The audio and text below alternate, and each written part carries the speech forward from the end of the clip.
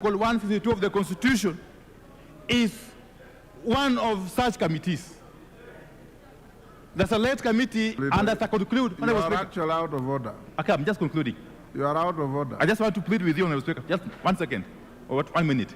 Okay, take that 1 second, but you are out of order. That the Honorable Speaker, if you undertake a purposive interpretation of the Constitution, understanding orders, I want you to find that what is envisaged under Article 152, sub-Article 9, is that the decision of the Select Committee shall be subjected to the vote of this House.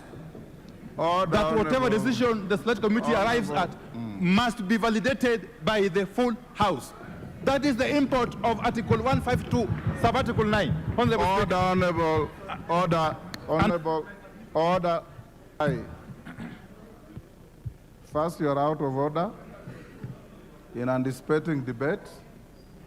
I did guide the House that I have been informed reliably that the report is ready.